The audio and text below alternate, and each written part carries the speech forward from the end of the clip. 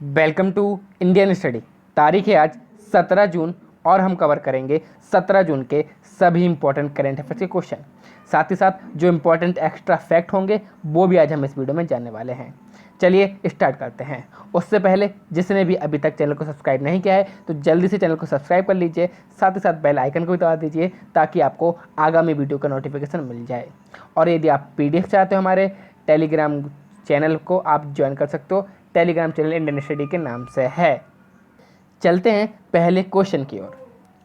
अमेरिकी सैन्य अकेडमी से स्नातक की उपाधि पाने वाली पहली सिख कौन बनी है? तो देखिए इसका बिल्कुल सही आंसर हो जाएगा ऑप्शन ए, यानी कि अनमोल नारंग इसका बिल्कुल सही आंसर हो जाएगा। तो ये रही अनमोल नारंग, जो कि क्या बन गई हैं? अमेरिकी सैन्य अकेडमी से स्नातक की उपाधि पाने वाली पहली सिख बन गई हैं।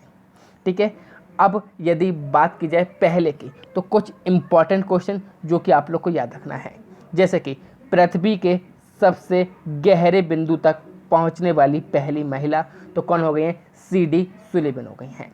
दूसरा, पूरी तरह से डिजिटल होने वाला निर्माण क्षेत्र का संगठन तो कौन सा है?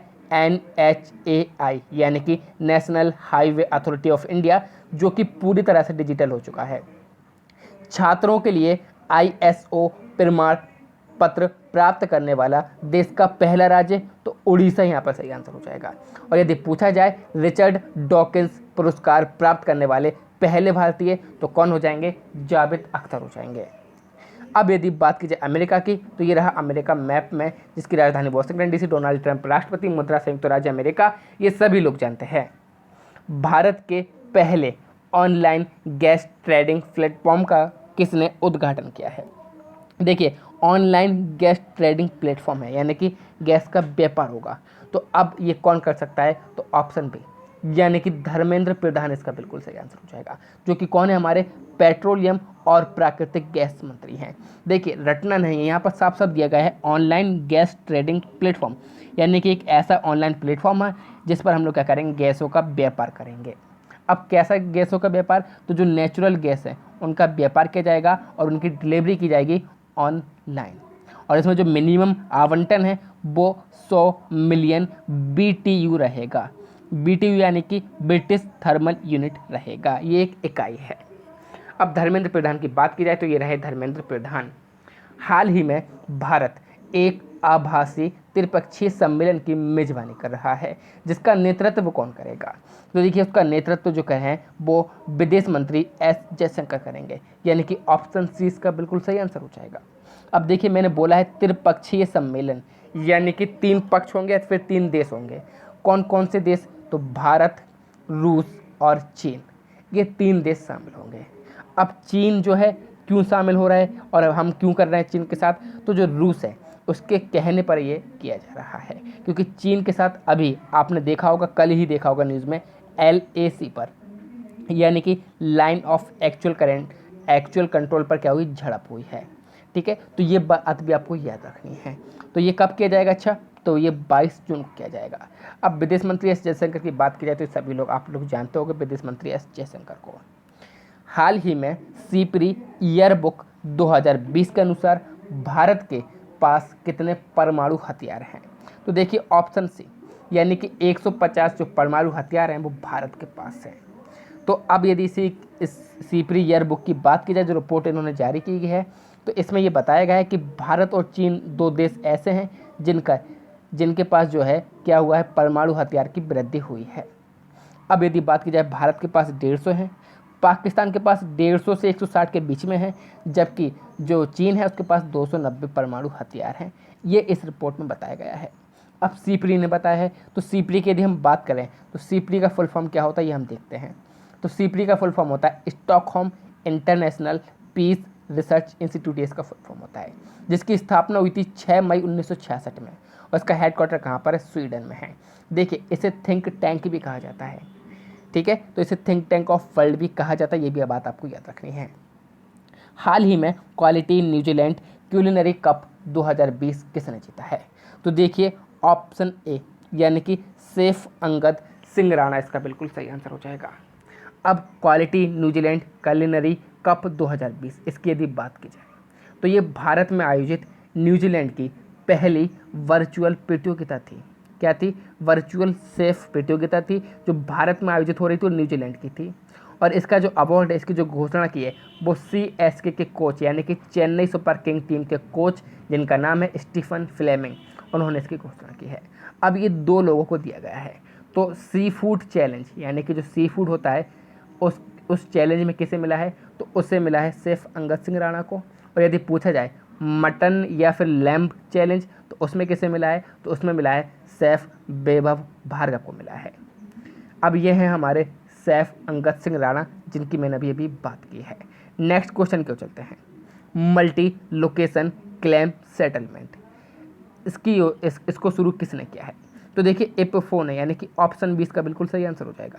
अब देखिए नाम से पता चल रहा होगा मल्टी लोकेशन क्लेम सेटलमेंट यानी कि कई सारी जगह से आप अपना जो क्लेम है उसको क्या कर सकते हो? सेटलमेंट को क्लेम कर सकते हो। यानी कि विभिन्न स्थानों से आप दावा निपटान करने की सुविधा प्राप्त कर सकते हो इस योजना के तहत। और ये किसने शुरू किया? एपिफोन है यानी कि कर्मचारी भविष्य निधि संगठन, या फिर इंग्लिश में बात की जाए तो एम्प्लॉयज़ प्रोविडेंट फंड ऑर्गेनाइजेशन, जिसकी स्थापना 4 मार्च 1952 में मुख्यालय नई दिल्ली में। सुनील वर्थवाल इसके क्या हैं? निधि आयुक्त हैं। हाल ही में किसने ई ऑफिस एप्लीकेशन लॉन्च की है? तो देखिए CBIC यानी कि central board of indirect taxes and custom ने ई ऑफिस एप्लीकेशन लॉन्च की है। अब ई ऑफिस एप्लीकेशन में होगा क्या? तो जितने भी CGST और सीमा शुल्क कार्यालय हैं, क्या बात की है मैंने? CGST यानी कि central goods and service tax और सीमा शुल्क कार्यालय हैं, उनमें 500 से भी अधिक क्या किए जाएंगे? ई ऑफिस एप्लीकेशन लॉन्च किए जाएंगे। यानी कि अब ऑनलाइन काम किया जाएगा इन ऑफिसों में। अब यदि बात की जाए central board of indirect taxes and custom की, तो इसकी स्थापना हुई थी 26 जनवरी 1944 में। मुख्यालय इसका नई दिल्ली में है। अध्यक्ष कौन इसके? M अजीत कुमार इसके अध्यक्ष हैं। हाल ही में भारत तथा नेपाल में किस मंदिर को लेकर एक समझौते पर हस्ताक्षर किए गए हैं? तो देखिए नेपाल में है पशुपतिनाथ मंदिर, उसको लेकर भारत और नेपाल ने समझौता किया है। साथ ही साथ भारत ने 2.33 करोड़ रुपए की वित्तीय सहायता प्रदान की है इस मंदिर के लिए। अब ऐसा क्यों किया है? तो सबसे पहली बात तो हम मंदिर के बारे में जानते हैं। ये मंदिर जो है वो नेपाल का सबसे बड़ा मंदिर परिसर है, ठीक है। और ये जो मंदिर है वो बागमती नदी पर बना है जो कि नेपाल में है, और इसको यूनेस्को की विश्व धरोहर में भी शामिल किया गया है। अब बागमती नदी जो है इसे हिंदू और बौद्ध दोनों ही क्या मानते हैं? पवित्र मानते हैं। इसी कारण भारत ने क्या किया? इसकी मदद की है। अब ये बागमती नदी की बात की जाए तो भारत में जो कोसी नदी है उसकी ये सहायक नदी भी है। तो ये इंपॉर्टेंट क्वेश्चन आप लोग के लिए हो जाता है। तो पशुपतिनाथ मंदिर कहाँ पर है? नेपाल में। ये मैंने एक व्यू दिखाया आपको कि आप लोग देख सकते हो। नेपाल की बात की जाए राजधानी काठमांडू है। विद्या देवी भंडारी राष्ट्रपति हैं। KP शर्मा ओली इसके प्रधानमंत्री हैं। नेपाली रुपये यहाँ की मुद्रा हो जाएगी। 2019 में FDI का 9वां सबसे बड़ा प्राप्तकर्ता देश कौन बना है? तो यदि बात की जाए FDI की, तो FDI का सबसे पहले फुल फॉर्म ही बता दीजिए। तो FDI का फुल फॉर्म होता है फॉरेन डायरेक्ट इन्वेस्टमेंट। क्या होता है? Foreign direct investment. तो 2019 में FDI, ये यहाँ पर लिखना भूल गए हैं, तो FDI का 9वां सबसे बड़ा प्राप्तकर्ता देश कौन बना है? हमारा भारत बना है। तो रिसेंटली क्या किया है? UNCTAD ने क्या की रिपोर्ट जारी की है जिसमें बताया गया है कि 2019 में, तो पहले 2018 में जो भारत का FDI था वो 42 बिलियन अमेरिकी डॉलर था और अब 51 मिलियन अमेरिकी डॉलर हो चुका है। और एशिया में भी ये 5वें नंबर पर रहा है। इतनी बात आपको याद रखनी है। अब यदि बात की जाए UNCTAD की, यानी कि United nation conference on trade and development, इसकी स्थापना हुई थी 1964 में। जिनेवा स्विट्जरलैंड में इसका मुख्यालय है। RBI के अनुसार आज़ादी के बाद भारत को कौन सी मंदी का सामना करना पड़ रहा है? तो देखिए भारत को 5वीं मंदी का सामना करना पड़ रहा है। रिसेंटली RBI ने अपना एक ऐलान किया है, जारी किया है सर्कुलर, जिसमें बताया गया है। तो भारत को 1958 में एक मंदी देखने पड़ी थी जो कि पेमेंट क्राइसिस की वजह से देखने पड़ी थी। उसके बाद 1966 में सूखा पड़ा था। अब सूखा ये नहीं कि आप लोग फसल वाला सूखा ले जाओ, क्योंकि 1962 में चीन से युद्ध हुआ था, 1965 में पाकिस्तान से युद्ध हुआ था, इसी कारण काफ़ी हम लोग रह गए थे, इसलिए सूखे जैसी हालत आ गई थी। 1973 में तीसरी हमारे पास क्राइसिस यानी कि इमरजेंसी पड़ी थी, सॉरी क्या मंदी पड़ी थी, वो जो भी एनर्जी क्राइसिस की वजह से, यानी कि ओपेक था उस समय, तो उसने क्या कर दिया था, अपने तेलों के दाम में वृद्धि कर दी थी। उसके बाद 1980 में ऑयल शॉक पड़ा था, जहाँ पर क्या कर दिया था, इराक का जो तेल है वो कम प्रोड्यूस होने लगा था इसी कारण। और उसके बाद अब 2020 में पड़ी है, वो भी किसके कारण, तो कोविड-19 के कारण। ये भी बात आपको याद रखनी है। आरबीआई की बात की जाए तो स्थापना 1 अप्रैल 1935 में हुई थी, मुख्यालय महाराष्ट्र मुंबई में है, चेयरमैन कौन है, शक्तिकांत दास हैं। कल का प्रश्न मैंने आपसे पूछा था, किसने वर्ल्ड फूड अवार्ड 2020 जीता है। सॉरी, ये कल का प्रश्न, तो बताइएगा इसका आंसर कमेंट बॉक्स में कि इसका आंसर क्या सही होगा। Thank you all of you. जय हिंद, जय भारत।